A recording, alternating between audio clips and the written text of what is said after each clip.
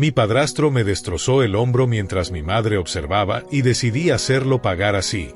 Me llamo Luisa y tengo 32 años. Soy terapeuta de traumas en Boston.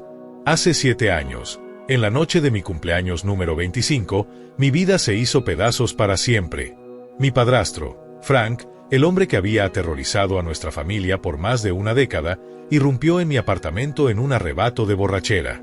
Mientras me dislocaba el hombro y yo caía al suelo, mi madre solo se quedó allí, mirando cómo colapsaba. ¿Puedes imaginarlo? La persona que debería protegerte, paralizada, mientras el monstruo que trajo a casa te destroza. Antes de contarte cómo esa noche horrible transformó todo, déjame preguntarte, ¿alguna vez has sentido que tu propia familia te apuñala por la espalda? Si es así, quédate, porque esta historia te va a remover por dentro. Todo empezó mucho antes, cuando era una niña. Mi infancia fue tranquila hasta los 8 años.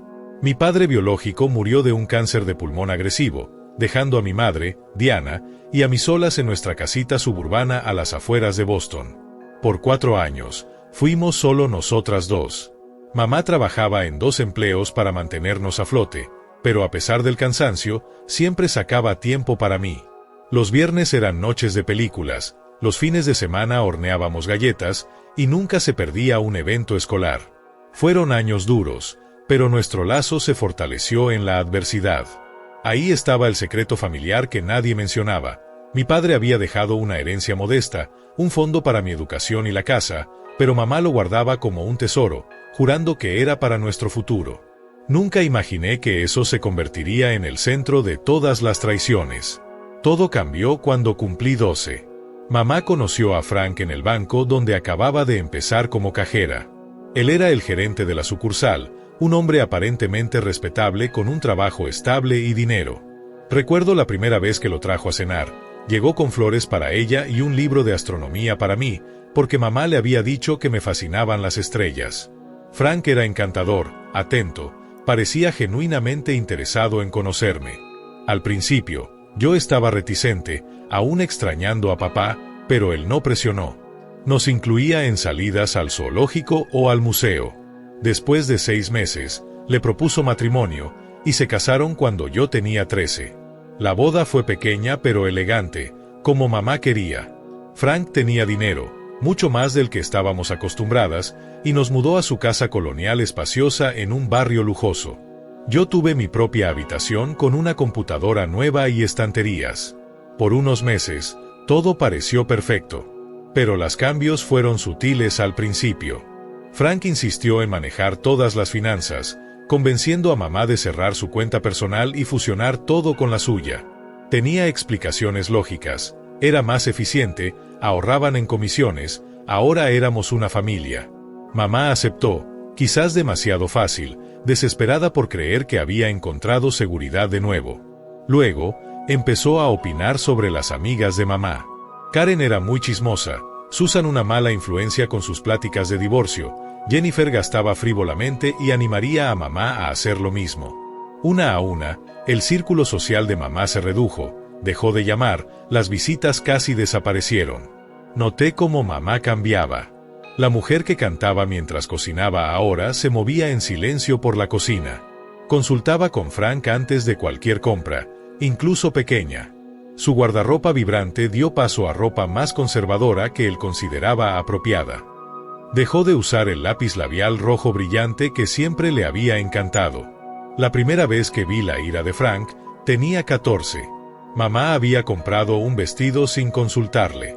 No era caro, solo un sundré simple para un picnic del trabajo, pero él explotó. No la golpeó, no esa vez, pero tiró su plato contra la pared, rompiéndolo y dejando salsa de espagueti goteando como sangre en el papel tapiz crema. La llamó irresponsable, imprudente financieramente, ingrata. Mamá se disculpó una y otra vez, devolvió el vestido al día siguiente y nunca compró sola de nuevo. Para cuando empecé la secundaria, había desarrollado estrategias para minimizar el contacto con Frank. Me uní a todos los clubes extracurriculares posibles, estudiaba en la biblioteca, pasaba fines de semana en casas de amigas. Cuando estaba en casa, me encerraba en mi habitación, saliendo solo lo necesario. Frank nunca me prohibió explícitamente esas actividades, probablemente porque prefería tenerme fuera del camino. Mi relación con mamá se deterioró en esos años. La resentía por cambiar, por elegir a Frank sobre nuestra cercanía de antes. Cuando intenté hablarle de su comportamiento controlador, lo descartaba. No entiendes las relaciones adultas, decía. Frank nos cuida. Somos afortunadas de tenerlo. Eventualmente, dejé de intentarlo. Vivíamos en la misma casa, pero en mundos separados. En mi año junior, entré y vi a mamá cubriendo un moretón en su mejilla con maquillaje. Dijo que se había chocado con una puerta en la oscuridad, pero sus ojos no me miraban en el espejo. Ese fue el momento en que supe con certeza que Frank había pasado de abuso emocional a físico. Le rogué que lo dejara. Se negó, insistiendo que era un error único, que Frank estaba estresado por el trabajo. Yo sabía mejor. Pero a los 16, me sentía impotente para ayudar a alguien que no se ayudaba a sí misma. Los siguientes 2 años fueron una danza cuidadosa de evasión y planificación. Mantuve calificaciones perfectas, sabiendo que la educación era mi boleto de salida. Investigué universidades lejos de casa, apliqué a todas las becas posibles, trabajé medio tiempo en una librería local para ahorrar. Frank parecía complacido con mi éxito académico, viéndolo como reflejo de su buena paternidad, y me dejaba en paz. Mamá se volvía cada vez más retraída, una sombra de la mujer que había sido mi mejor amiga y protectora feroz. Cuando llegó mi carta de aceptación a la Universidad de Boston, con una beca sustancial, sentí que podía respirar por fin. Frank fue sorprendentemente solidario, probablemente porque mis logros lo hacían quedar bien en la comunidad y tal vez porque quería sacarme de la casa. Mamá parecía dividida entre orgullo y miedo. La noche antes de irme a la universidad, entró a mi habitación después de que Frank se durmiera. «Estoy orgullosa de ti», susurró, sentándose en el borde de mi cama como cuando era pequeña. «Vas a hacer cosas increíbles». Había algo en su voz, una mezcla de tristeza y anhelo, que me dolió el corazón. «Ven conmigo», dije impulsivamente. «Podríamos rentar un apartamento juntas. Podrías encontrar un trabajo en Boston». Sacudió la cabeza, con esa mirada familiar de resignación. «Esta es mi vida ahora, Luisa. Pero no tiene que ser la tuya. Prométeme que construirás una buena vida, pase lo que pase». Al día siguiente, Frank nos llevó a Boston en un silencio tenso. Ayudó a llevar mis cajas al dormitorio, interpretando perfectamente el rol de padrastro devoto frente a mi compañera de cuarto y sus padres. Cuando llegó el momento de irse, mamá me abrazó fuerte, susurrando «te quiero» en mi oído. Frank me dio una palmada torpe en el hombro y un cheque para emergencias. Nunca lo cobré. Mi primer semestre en la universidad fue como salir de una cueva oscura al sol. Hice amigas que no sabían nada de mi vida en casa, me uní a grupos de estudio, incluso probé en el equipo de debate. Mi compañera Zoe estudiaba periodismo y me presentó a su grupo ecléctico de amigos. Por primera vez en años, me sentí normal, sin la tensión constante de vivir con Frank. Declararé psicología como mi carrera en el segundo año, impulsada por la necesidad de entender qué le había pasado a mi familia. ¿Por qué mamá se quedaba con Frank? ¿Por qué él necesitaba controlar y herir a otros? ¿Podría haber hecho algo diferente? Mis profesores notaron mi intensidad, mi desesperada necesidad de respuestas. La profesora Sara Lavine se interesó particularmente en mi progreso académico. Especialista en trauma y violencia doméstica, se convirtió en mi mentora y eventualmente en amiga. Durante horas de oficina un día, finalmente me abrí sobre mi situación en casa. En lugar de lástima, ofreció comprensión y consejos prácticos. Me recomendó libros, me conectó con grupos de apoyo para hijos adultos de hogares abusivos y me animó a considerar terapia. Los patrones con los que crecemos nos moldean, explicó, pero no tienen que definirnos. Entenderlos es el primer paso para liberarnos. La comunicación con mamá se volvió cada vez más difícil en esos años. Nuestras llamadas eran breves y superficiales, siempre cuando Frank estaba en el trabajo. Nunca compartía nada significativo sobre su vida, desviando mis preguntas con vagas seguridades de que todo estaba bien.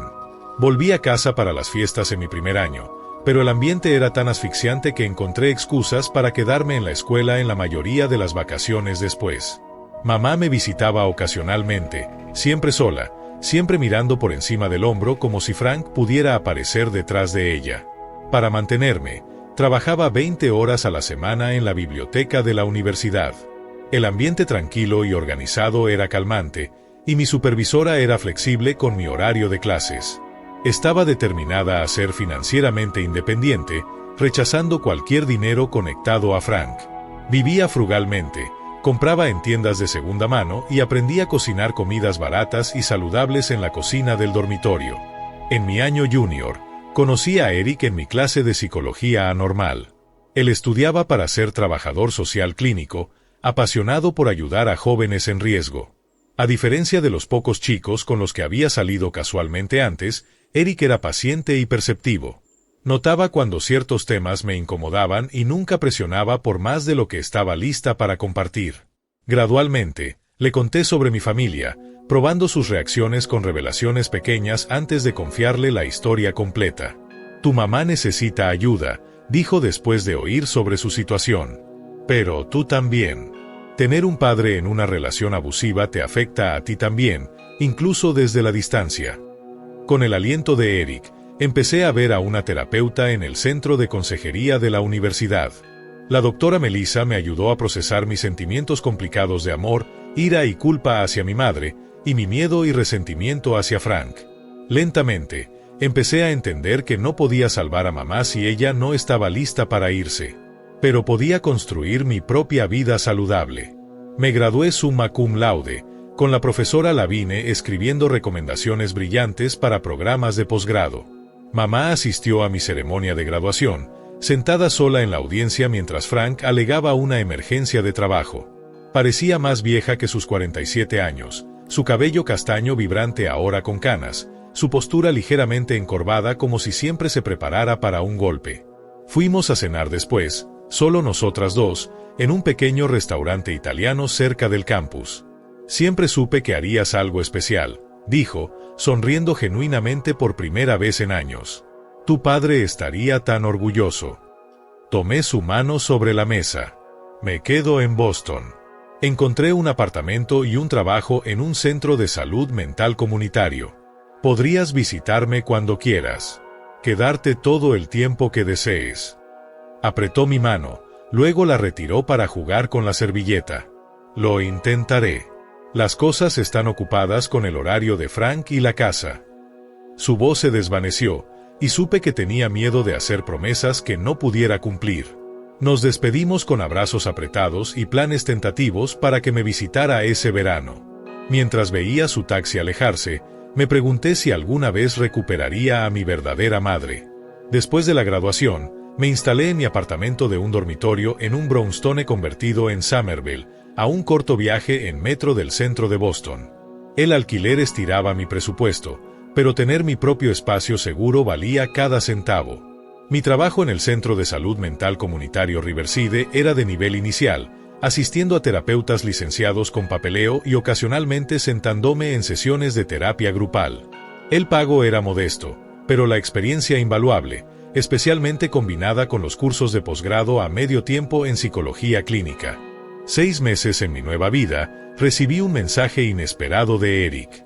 Habíamos terminado amigablemente antes de la graduación, ambos enfocados en carreras e inseguros sobre mantener una relación a distancia ya que él había aceptado un puesto en Chicago. Su mensaje era simple: se mudaba de vuelta a Boston por una oportunidad de trabajo y se preguntaba si quería tomar un café para ponernos al día.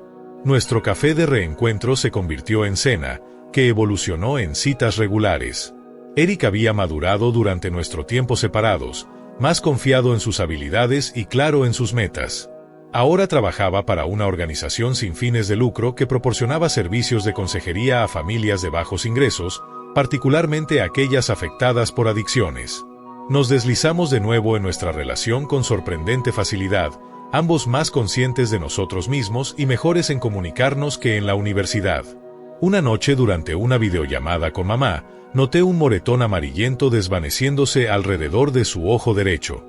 Cuando pregunté, Ajustó nerviosamente la webcam y alegó que se había tropezado en las escaleras cargando ropa sucia. La explicación podría haber sido plausible si no fuera por cómo sus ojos se movían, probablemente verificando si Frank estaba al alcance del oído. «Mamá», dije suavemente, «sabes que puedes contarme cualquier cosa, ¿verdad? Si algo está pasando, puedo ayudar». «Todo está bien, cariño», insistió, poniéndose una sonrisa que no llegaba a sus ojos. «¿Cómo va tu nuevo proyecto en el trabajo?» El cambio abrupto de tema era típico, pero decidí no presionar. En cambio, empecé a llamar más frecuentemente a diferentes horas del día, esperando atraparla cuando se sintiera más segura para hablar. También me hice amiga de Catalina, una colega especializada en casos de violencia doméstica. Sin romper la confidencialidad sobre mamá, pregunté generalidades sobre cómo el abuso escala y qué recursos había para víctimas. «El momento más peligroso es cuando intentan irse», explicó Catalina durante un almuerzo. «Es cuando el control se amenaza y los abusadores a menudo escalan para prevenir perder a su víctima. Cualquier plan de escape debe priorizar la seguridad sobre todo». Empecé a investigar albergues para violencia doméstica en el área de mis padres, guardando números y direcciones en un documento protegido por contraseña en mi computadora. Busqué opciones legales, órdenes de restricción, grupos de apoyo, todo mientras sabía que nada ayudaría a menos que mamá estuviera dispuesta a dar ese primer paso aterrador. 3 meses antes de mi cumpleaños 25, mamá llamó mientras cenaba con Eric en mi apartamento. Su voz temblaba, apenas audible. «Encontró el folleto», susurró. «¿Qué folleto?», pregunté, aunque ya sospechaba la respuesta. «Del Centro para Mujeres. El que me enviaste por correo». Revisó mi bolso. Estaba llorando ahora, tratando de mantener silencio. «Dice que soy ingrata, que planeo dejarlo después de todo lo que ha hecho por mí». Rompió mi teléfono. «Estoy usando el fijo de la vecina mientras él está fuera». Mi corazón latía fuerte. «Mamá, escúchame. Empaca una bolsa pequeña. Solo lo esencial. Te llamo un Uber a la estación de autobuses. Puedes venir a quedarte conmigo. Lo resolveremos una vez que estés segura». «No puedo solo irme», protestó débilmente. «La casa, mi trabajo. ¿Qué pensaría la gente?» «Nada de eso importa si no estás segura», insistí. «Por favor, mamá. Tengo miedo de lo que pueda hacer». Hubo una pausa larga. «Tal vez tengas razón», dijo finalmente. «Déjame pensarlo. Te llamo mañana cuando él esté en el trabajo». Eric, que había oído mi lado de la conversación, parecía preocupado. «¿Crees que está en peligro inmediato? ¿Deberíamos llamar a la policía local para un chequeo de bienestar?» «No sé», admití. «Frank es cuidadoso. Nunca ha hecho algo que lo lleve arrestado. Si llamamos y nada pasa, podría empeorar las cosas para ella». Nos quedamos despiertos hasta tarde discutiendo opciones, Eric ayudándome a refinar un plan de seguridad para mamá. Apenas dormí, esperando su llamada al día siguiente. Cuando finalmente llegó, mi corazón se hundió con sus primeras palabras. «Todo está bien ahora», dijo, su voz naturalmente alegre. «Frank y yo hablamos bien». Explicó que solo estaba preocupado por mí siendo influenciada por gente negativa. «Vamos a empezar consejería matrimonial». Podía oír la mentira en cada sílaba, podía imaginar a Frank al lado, monitoreando cada palabra. «Mamá, ¿estás segura? ¿Sabes que puedes decirme sí?» «Absolutamente segura», interrumpió. «Oh, Frank quiere saludarte». Antes de que pudiera protestar, su voz vino por el altavoz, suave y controlada como siempre. «Luisa, qué bueno oír que has estado en contacto con tu madre. Espero que no le estés llenando la cabeza con tonterías sobre nuestra relación». «Solo quiero que estés segura y feliz», respondí con cuidado. «Ella es ambas cosas conmigo», dijo, con una amenaza sutil bajo su tono placentero. «Tal vez deberías enfocarte en tu propia vida en lugar de interferir en la nuestra. La familia es sagrada, Luisa. Recuérdalo». La llamada terminó abruptamente.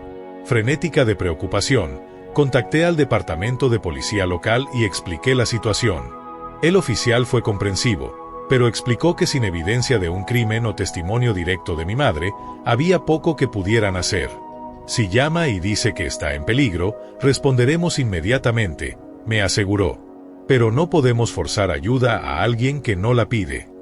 Frustrada y asustada, intenté llamar a mamá repetidamente en las semanas siguientes, pero siempre iba al buzón de voz. Los pocos mensajes de texto que recibí eran claramente compuestos bajo supervisión de Frank, actualizaciones genéricas sobre proyectos de jardín y eventos comunitarios. Mientras se acercaba mi cumpleaños, el nudo de ansiedad en mi estómago se apretaba más. Algo se sentía mal, profundamente mal, pero era impotente para arreglarlo desde 200 millas de distancia. Mi cumpleaños 25 cayó en un viernes de finales de octubre. El aire se había vuelto fresco, con hojas crujiendo bajo mis pies mientras caminaba a casa desde el metro después del trabajo.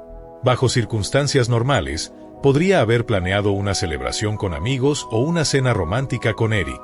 En cambio, accedí a que me sacara el sábado siguiente, ya que tenía una emergencia de cliente inevitable esa noche de viernes. Te lo compensaré mañana, prometió, besándome goodbye esa mañana. Tendremos la mejor celebración de cumpleaños atrasada. Mis colegas me sorprendieron con cupcakes y una tarjeta de regalo pequeña en el almuerzo. Y a lo largo del día, deseos de cumpleaños llegaron por texto y redes sociales. Intenté llamar a mamá varias veces, pero como esperaba, no respondió. Dejé un voicemail alegre, sin mencionar la tensión de nuestra última conversación, simplemente diciendo que la quería y esperaba oír de ella pronto. Mi apartamento me recibió con comodidad familiar esa noche. Ubicado en el tercer piso de un brownstone bien mantenido, tenía techos altos, pisos de madera y ventanas grandes que dejaban entrar mucha luz natural. La seguridad era decente, con entrada principal que requería llave electrónica y cerraduras sólidas en las puertas individuales. Había hecho el espacio mío con muebles de segunda mano, plantas y artículos enmarcados de psicología que encontré particularmente inspiradores. Era pequeño pero se sentía seguro, un santuario del caos de mi infancia. Me traté con comida para llevar de mi restaurante tailandés favorito, abrí una botella de vino y me acomodé en el sofá con una novela que había querido leer. Alrededor de las 9, Eric llamó para desearme feliz cumpleaños de nuevo y prometió que la celebración de mañana valdría la espera. Para las 11, me había cambiado a pijama y estaba quedándome dormida, la novela abandonada en mi mesita de noche. El golpeteo en mi puerta me despertó de golpe. Desorientada, busqué mi teléfono para ver la hora, 12:17 de la mañana. El golpeteo continuó, volviéndose más insistente, ahora intercalado con una voz que reconocí con claridad horrorosa. «Abre esta puerta, Luisa». La voz de Frank, arrastrada pero inconfundible. «Sé que estás ahí». Corazón acelerado, me acerqué a la puerta y miré por la mirilla. Frank estaba en el pasillo, rostro enrojecido por ira o alcohol o ambos.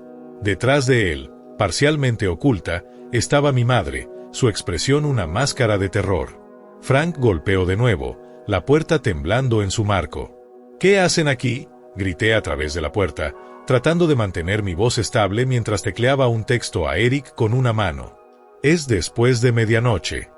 «Vinimos a desearte feliz cumpleaños», respondió Frank con un intento grotesco de jovialidad. «Abre, Luisa. No seas grosera con tus padres». «Por favor váyanse», dije más alto. «Llamaré a la policía si no se van». Fue entonces cuando algo en Frank se rompió. «Pequeña ingrata», rugió, lanzando su cuerpo contra la puerta con tal fuerza que la madera se astilló alrededor de la cerradura. 2 patadas más poderosas y la puerta cedió completamente, Frank tropezando dentro de mi apartamento con rabia asesina en los ojos. Retrocedí, teléfono apretado en mi mano. «Estoy llamando al 911», advertí, dedos ya marcando. Frank se abalanzó con velocidad sorprendente para un hombre de su tamaño. Golpeó el teléfono de mi mano, enviándolo deslizándose por el piso. Antes de que pudiera reaccionar, sus dedos se enredaron en mi cabello, jalándome hacia adelante tan violentamente que el dolor explotó en mi cuero cabelludo. Su otra mano formó un puño que conectó con mi pómulo, enviando estrellas a mi visión. «Frank, para». La voz de mi madre, delgada y aterrorizada desde la puerta. «Por favor, la estás lastimando». Él la ignoró, arrastrándome por el cabello a través de la sala y estampándome contra la pared. Mi cabeza chocó contra el yeso, aturdiéndome momentáneamente. Intenté luchar, arañando su cara, pateando sus espinillas, pero Frank me superaba por al menos 45 kilos. «Mamá, ayúdame», grité, haciendo contacto visual con ella sobre el hombro de Frank. Ella estaba congelada en la puerta, manos cubriendo su boca, ojos amplios con horror, pero cuerpo inmóvil. «Por favor, mamá». Frank me giró, agarró mi brazo derecho y lo torció detrás de mi espalda, empujando hacia arriba con fuerza salvaje. Hubo un pop enfermante cuando mi hombro se dislocó, dolor tan intenso que mi visión se tuneló a puntitos de luz en un mar de oscuridad. Grité, el sonido primal y agonizado. «Esto es lo que pasa cuando intentas destruir una familia», siseó Frank en mi oído, su aliento caliente y apestando a whisky. «Esto es lo que mereces». Me estampó contra la pared de nuevo, mi hombro ya herido tomando el grueso del impacto. El dolor era cegador, nauseabundo. Sentí algo romperse en mi caja torácica cuando me golpeó de nuevo, esta vez en el lado. Otro golpe alcanzó mi sien, enviándome al suelo. A través de ojos hinchados, vi mi teléfono a solo pulgadas de mi mano izquierda extendida. Con lo último de mi fuerza, me lancé por él, mis dedos encontrando el botón de SOS de emergencia que había programado. 3 presiones rápidas enviaron mi ubicación a servicios de emergencia. El pie de Frank conectó con mis costillas de nuevo, y me acurruqué en una bola protectora, probando sangre, sintiendo la conciencia escaparse. Lo último que recuerdo antes de que la oscuridad me reclamara fue el rostro de mi madre, lágrimas corriendo por sus mejillas, su boca formando palabras que ya no podía oír. En la distancia, sirenas aullaban, volviéndose más fuertes, luego desvaneciéndose mientras me deslizaba en la inconsciencia. El pitido constante de un monitor cardíaco me sacó de la oscuridad. Mis párpados se sentían imposibles de pesados, pero logré abrirlos a un borrón de techo blanco y luces fluorescentes. Dolor irradiaba de aparentemente todas partes, particularmente mi hombro derecho y caja torácica. Una presión cálida en mi mano izquierda atrajo mi atención, y giré mi cabeza ligeramente para ver a Eric sentado al lado de la cama del hospital, sus dedos entrelazados con los míos, cabeza inclinada en lo que parecía oración o agotamiento. «Eric», intenté decir, pero salió como un raspado. Su cabeza se levantó de golpe, alivio lavando sus rasgos cansados. «Luisa», susurró, inclinándose más cerca. «Gracias a Dios. Déjame llamar a la enfermera». Presionó un botón y momentos después una enfermera entró seguida de un doctor en bata blanca. Chequearon mis vitales, me preguntaron para evaluar mi estado mental y explicaron mis heridas. «Tienes un hombro derecho dislocado, que reducimos mientras estabas inconsciente», explicó el doctor. «2 costillas fracturadas en tu lado derecho, contusiones faciales y una conmoción leve. Fuiste afortunada de que la policía llegara cuando lo hizo. ¿Recuerdas qué pasó?». Las memorias inundaron de vuelta en claridad horrorosa, Frank rompiendo mi puerta, el primer golpe, mi madre mirando, el pop enfermante de mi hombro. Asentí lentamente, haciendo una mueca por el dolor que causó el movimiento. «Frank, logré. Mi padrastro me atacó. Mi madre estaba allí también. ¿Están?». «Tu padrastro está en custodia», dijo Eric, su voz apretada con ira controlada. «La policía lo arrestó en la escena. Tu madre está en la sala de espera. Ha estado aquí toda la noche, pero tenía miedo de entrar». Una oficial de policía llegó poco después, una mujer con ojos amables y un cuaderno. Se presentó como oficial Rivera y explicó que necesitaba mi declaración mientras los eventos estaban frescos en mi mente. Con Eric sosteniendo mi mano por apoyo, reconté todo, desde el golpeteo de medianoche en mi puerta hasta perder la conciencia mientras las sirenas se acercaban. «Tenemos a tu padrastro en custodia por cargos de allanamiento de morada, asalto y agresión», confirmó la oficial Rivera. «Tu llamada de emergencia grabó partes del ataque, y la evidencia de entrada forzada es clara. Tus heridas y el reporte médico apoyarán el caso. La pregunta ahora es si quieres presentar cargos». «Sí», dije sin dudar. «Quiero que lo procesen al máximo posible». La oficial Rivera asintió. «Bien. Demasiado a menudo en casos domésticos, Las víctimas tienen miedo de avanzar. Habrá papeleo para firmar cuando te sientas mejor. También necesitaremos hablar de una orden de restricción. Después de que se fue, Eric llenó los vacíos en mi memoria. Había recibido mi texto parcial y llamado a la policía él mismo cuando no respondí sus llamadas frenéticas. Llegó a mi apartamento poco después de la ambulancia, encontrando la puerta destrozada y sangre en la pared de la sala. La policía tenía a Frank esposado en una autopatrulla y estaban tratando de calmar a tu madre histérica, dijo Eric suavemente. Ha sido un desastre, alternando entre llorar y cerrarse completamente. Dio una declaración a la policía que confirma todo lo que dijiste. Creo que está en shock. Aún procesaba esta información cuando un golpe suave vino en la puerta. Mi madre estaba allí, pareciendo más pequeña de lo que recordaba, rostro pálido y demacrado, círculos oscuros bajo ojos hinchados. ¿Puedo entrar?, preguntó dubitativa. Eric me miró cuestionando, y asentí. Él apretó mi mano, luego se levantó. Traeré café y les daré privacidad. Mientras la puerta se cerraba detrás de él, mamá se acercó a la cama lentamente, como si temiera que la enviara lejos. Cuando vio mi rostro de cerca, los moretones ahora volviéndose morados, cubrió su boca con su mano, lágrimas frescas derramándose por sus mejillas. Lo siento tanto, susurró, su voz quebrándose. Luisa, lo siento tanto.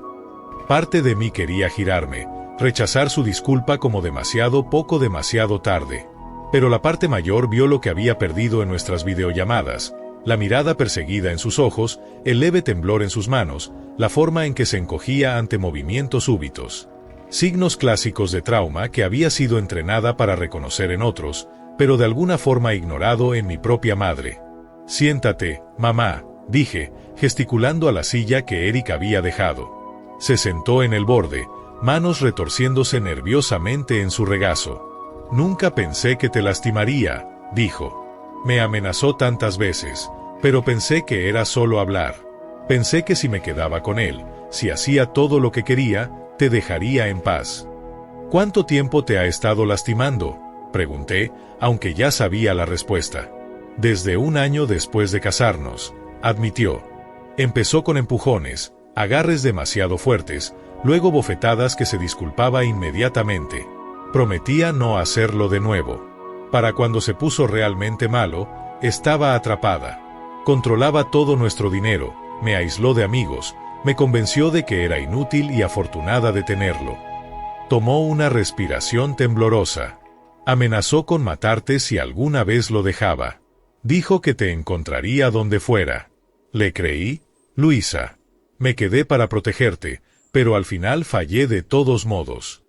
La lógica torcida de las víctimas de abuso, algo que había estudiado pero nunca entendido completamente hasta ese momento. Mi madre había aguantado años de tormento, creyendo que era la única forma de mantenerme segura, mientras yo la resentía por no irse. ¿Qué lo hizo venir por mí ahora?, pregunté. Tu tarjeta de cumpleaños, respondió. Enviaste una tarjeta con una nota diciendo que tu puerta siempre estaba abierta para mí. Frank la encontró, entró en Ray. Había estado bebiendo toda la noche, poniéndose más y más enojado. Seguía diciendo que intentabas robarme, destruir nuestro matrimonio. Me forzó a entrar al auto, dijo que iba a enseñarte una lección. Se quebró completamente entonces, sollozando en sus manos. Debería haberlo detenido.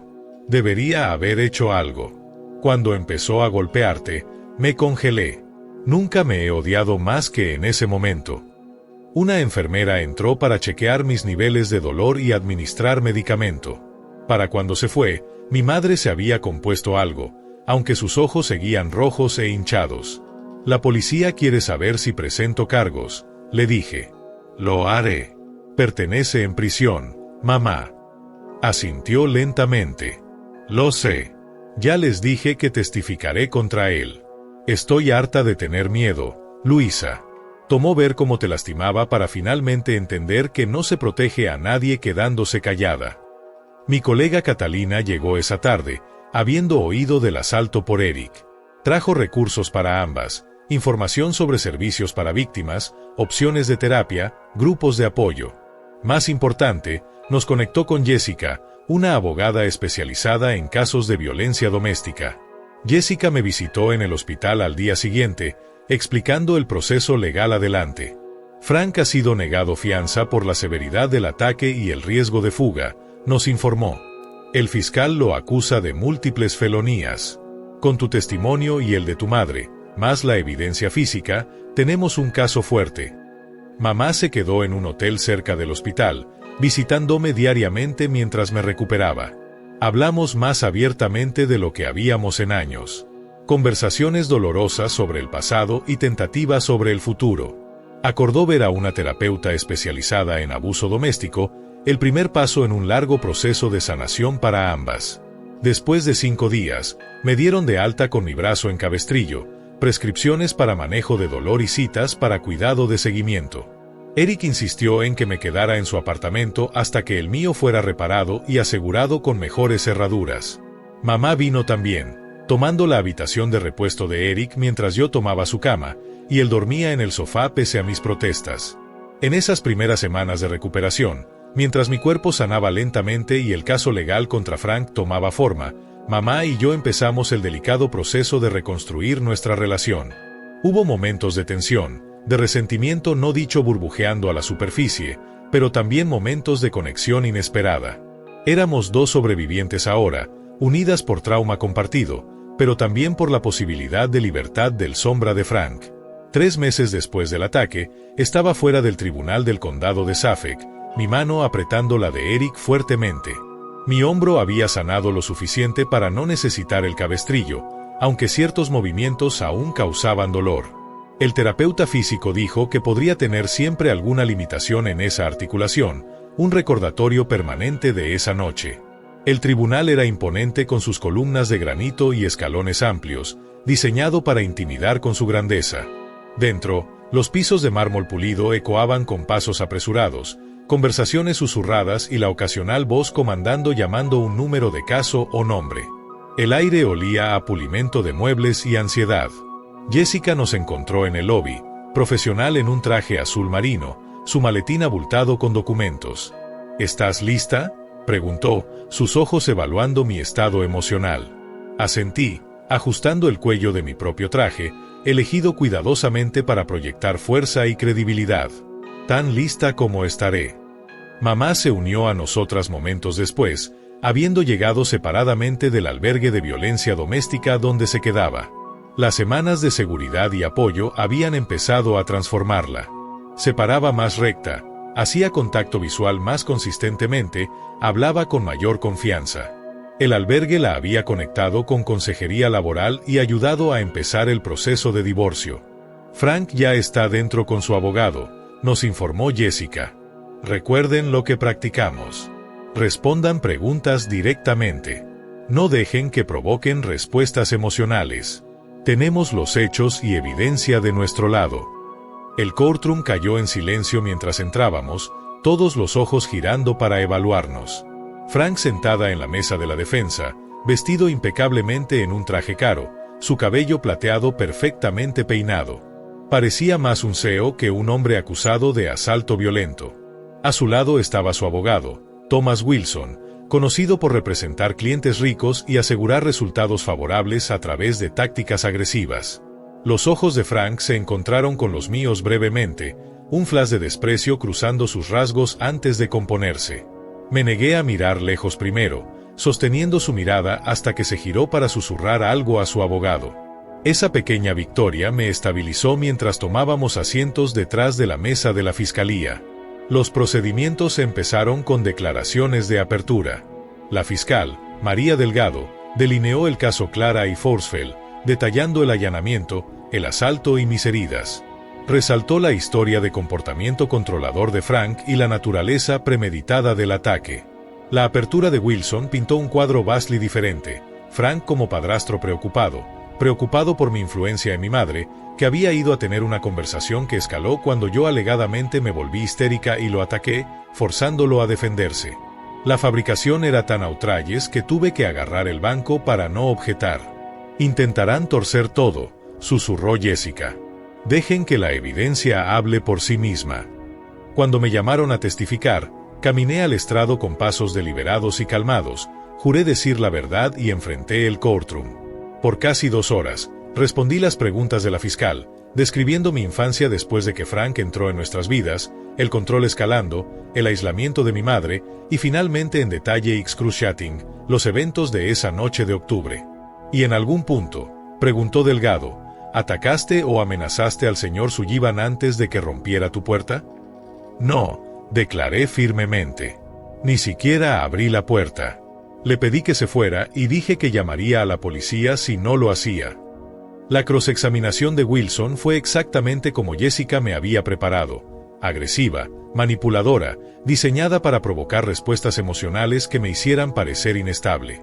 No es cierto, señorita Moore, que has intentado separar a tu madre de tu padrastro por años, demandó.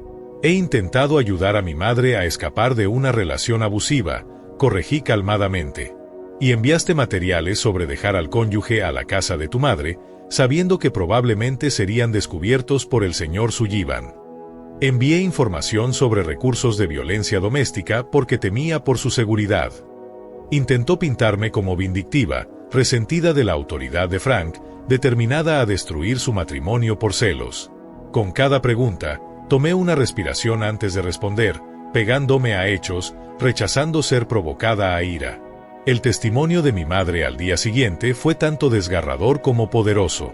Su voz tembló inicialmente mientras describía 12 años de abuso escalando, pero creció más fuerte mientras detallaba las amenazas de Frank, el control financiero, el aislamiento, y finalmente la noche en que la forzó al auto para confrontarme.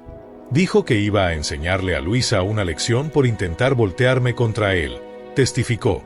Estaba aterrorizada de que la lastimara, pero demasiado asustada para desafiarlo. Cuando empezó a golpearla, me congelé. Fue como ver una pesadilla de la que no podía despertar. El intento de Wilson de desacreditarla sugiriendo que era mentalmente inestable o buscando ganancia financiera a través del divorcio backfireó cuando mamá calmadamente describió cómo Frank se había asegurado de que no tuviera acceso a dinero, no crédito a su nombre, no forma de apoyarse independientemente. La evidencia médica se presentó después. Fotografías de mis heridas, el reporte del doctor detallando el hombro dislocado, costillas fracturadas, conmoción y contusiones faciales. El médico de emergencias testificó sobre la fuerza significativa requerida para causar tales heridas. El jurado reaccionó visiblemente a las imágenes, varios miembros mirando a Frank con disgusto no disimulado. La oficial Rivera y su pareja describieron la escena que encontraron en mi apartamento. La puerta rota, sangre en la pared, mi forma inconsciente en el piso, Frank aún furioso mientras lo restringían. La grabación parcial de mi llamada de emergencia se reprodujo en la corte, mis gritos y las amenazas de Frank llenando la habitación silenciosa. A lo largo de la prueba de una semana, aguanté la mirada fría de Frank cada día, rechazando ser intimidada. Eric se sentó a mi lado constantemente, su presencia un ancla estable. Mis colegas del Centro de Salud Mental vinieron a mostrar apoyo, al igual que la profesora Lavigne, quien condujo desde la Universidad de Boston. En el día final, durante argumentos de cierre, pedí permiso para dirigirme a la corte directamente. El juez, después de conferir con ambos abogados, lo permitió. Parada ante el jurado, hablé del corazón. Lo que me pasó esa noche no fue un incidente aislado de Ray, sino la culminación de años de control y abuso. Mi padrastro no solo me atacó físicamente. Pasó años destruyendo sistemáticamente el sentido de sí misma de mi madre, aislándola de apoyo, convenciéndola de que su abuso era amor y protección. La violencia doméstica prospera en silencio y vergüenza. Hoy, hablando la verdad, mi madre y yo rechazamos ser silenciadas por más tiempo. El jurado deliberó por solo 2 horas antes de regresar con su veredicto. Mientras la forewoman se paraba, el courtroom cayó en silencio completo. En el cargo de allanamiento de morada, encontramos al acusado culpable. En el cargo de asalto y agresión con intento de causar daño corporal grave, encontramos al acusado culpable. Alivio me lavó tan intenso que casi colapsé. Mamá agarró mi mano, lágrimas corriendo por su rostro. La fachada compuesta de Frank finalmente se quebró, su rostro contorsionándose con Ray mientras los alguaciles se acercaban para tomarlo en custodia. En la audiencia de sentencia 2 semanas después, el juez mostró no leniencia. Señor Sullivan, Ha usado su posición de confianza para aterrorizar a su familia por años. Esta corte lo sentencia a 15 años en prisión estatal. Mientras lo llevaban, sentí un peso levantarse que había llevado por tanto tiempo. Había olvidado cómo era pararse recta. Por primera vez desde que tenía 12, podía respirar libremente sin miedo del hombre que había proyectado una sombra tan larga sobre nuestras vidas. 2 años después de la prueba, en una mañana brillante de primavera, estaba ante una audiencia pequeña en la sala comunitaria del albergue para mujeres de Boston. Mi cabello había crecido desde que lo corté corto después del ataque, ahora cayendo en ondas suaves pasadas mis hombros. Las cicatrices físicas habían desvanecido, aunque mi hombro derecho aún dolía en clima frío y nunca recuperaría su rango completo de movimiento.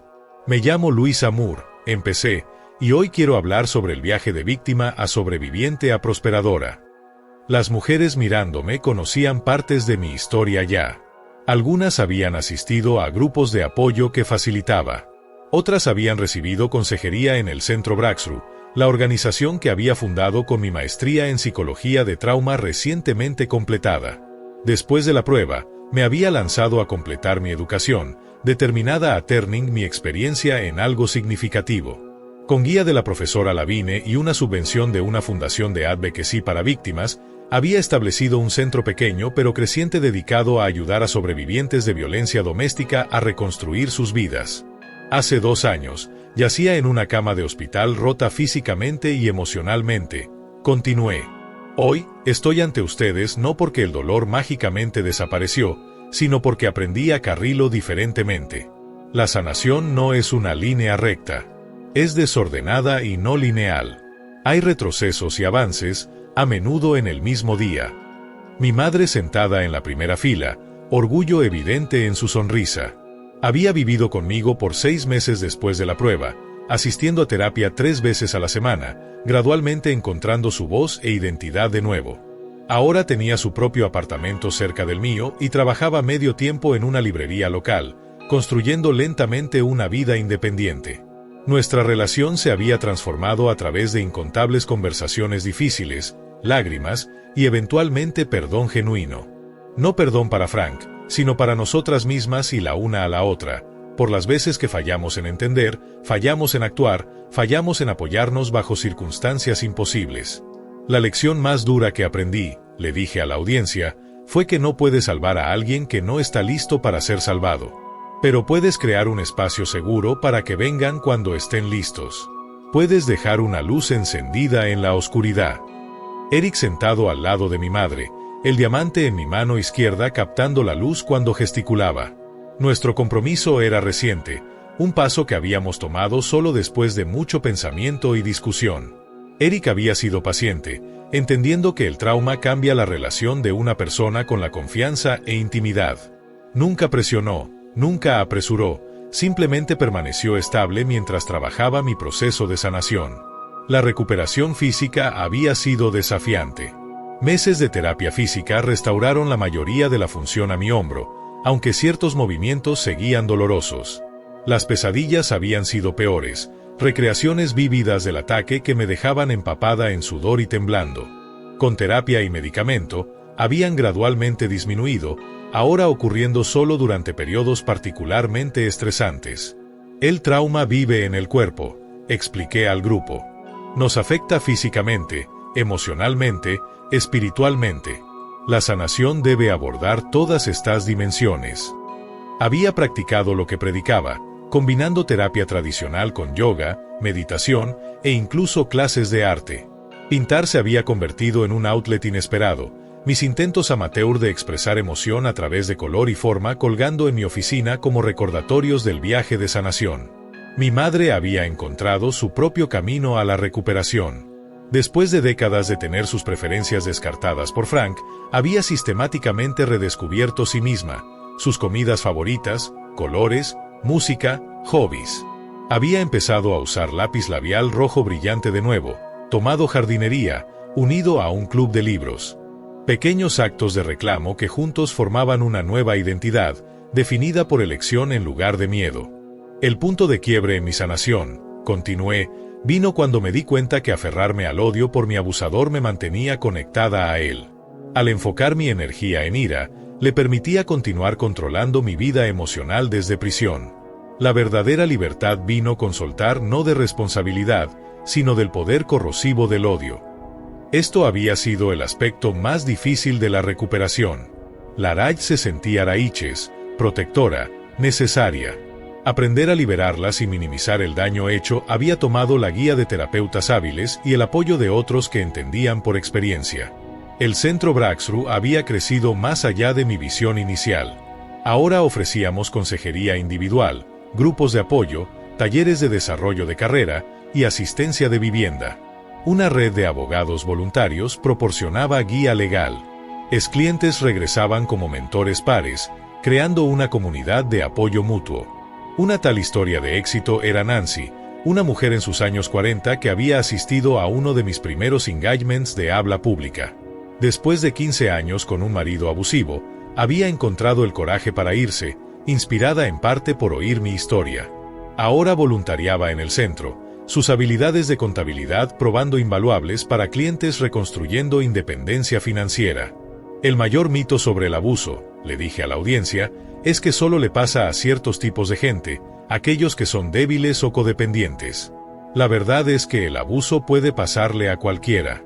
Las víctimas no necesitan nuestro juicio.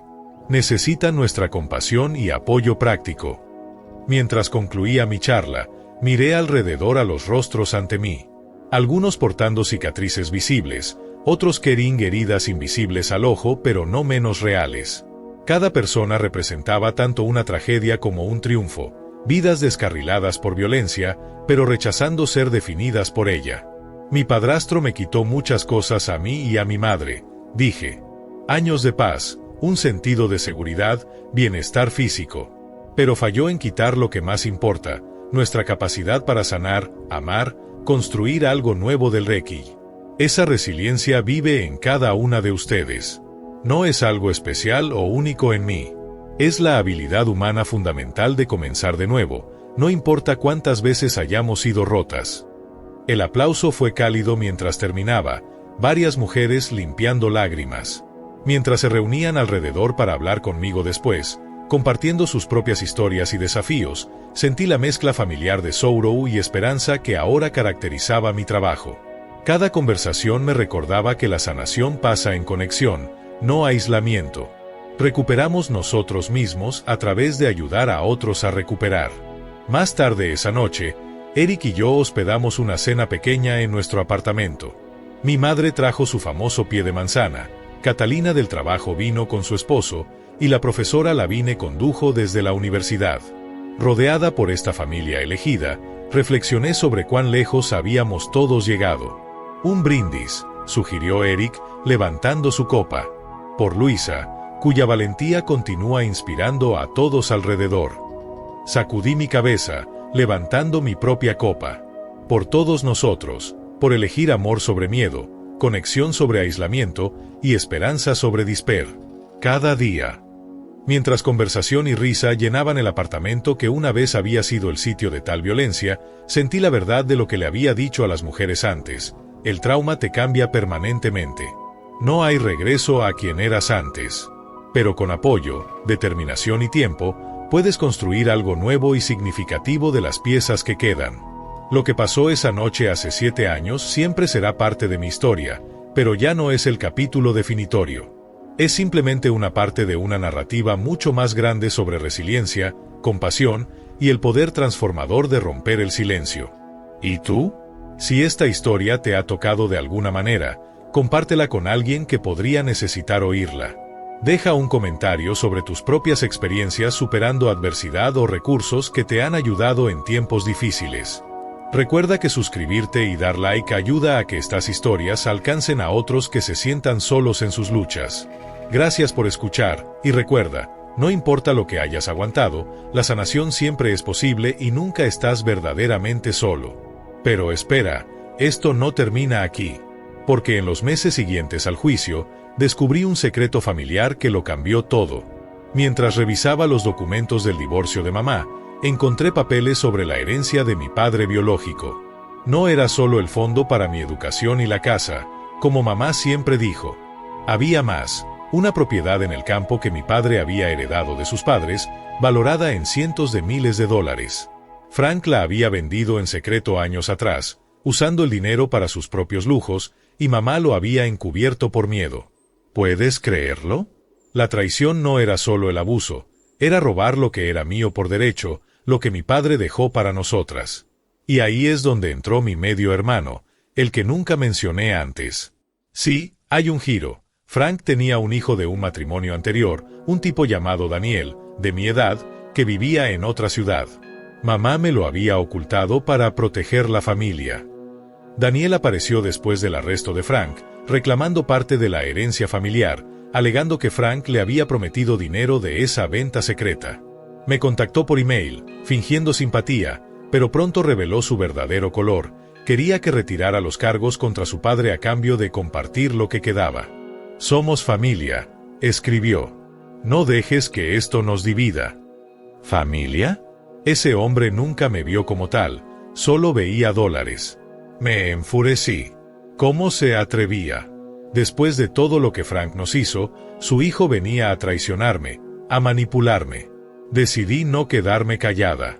Contraté a un investigador privado con ahorros de mi trabajo, sí, uno de esos que desentierran suciedad, y descubrí que Daniel había estado involucrado en fraudes menores, usando el nombre de Frank para préstamos. Ahí estaba mi venganza, no solo justicia legal, sino exponerlo.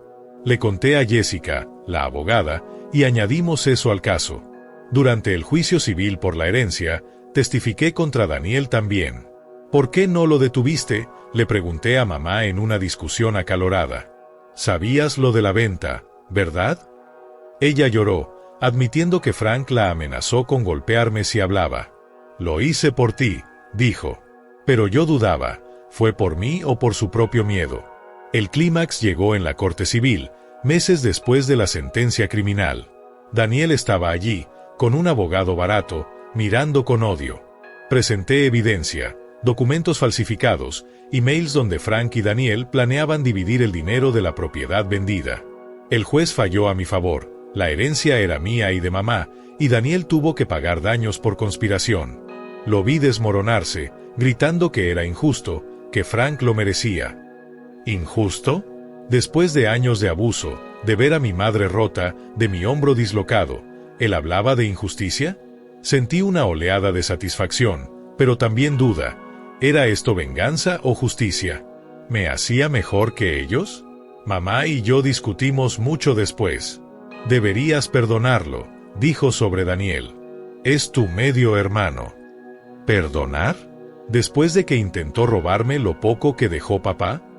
Nuestra relación se tensó de nuevo, pero eventualmente, en terapia conjunta, reveló otro secreto. Daniel no era solo hijo de Frank. Había evidencia de que mi padre biológico podría haber sido infiel, y Daniel podía ser mi hermano completo. Un test de ADN lo confirmó. Giro inesperado, ¿no? El hombre que me traicionó era sangre mía. Eso me dejó cuestionando todo. ¿Valió la venganza si destruía a mi propia familia? Hoy, con la herencia recuperada, fundé un fondo para víctimas de abuso familiar, usando ese dinero para ayudar a otros. Mamá vive cerca, reconstruyendo, pero nuestra relación tiene cicatrices. Daniel está en probation por fraude, y Frank pudriéndose en prisión. ¿Fue mi venganza dulce? Sí, pero amarga también. Te deja pensando, ¿hubieras hecho lo mismo? ¿O perdonado para salvar lo que queda de familia? Dime qué piensas, porque esta confesión me ha costado mucho, pero quizás ayude a alguien más a no repetir mis errores. Y si sientes esa indignación burbujeando, esa empatía por lo que pasé, o curiosidad por cómo sigue, quédate. Hay más, pero por ahora, reflexiona, la familia puede ser el mayor tesoro o la peor traición. ¿Cuál es la tuya?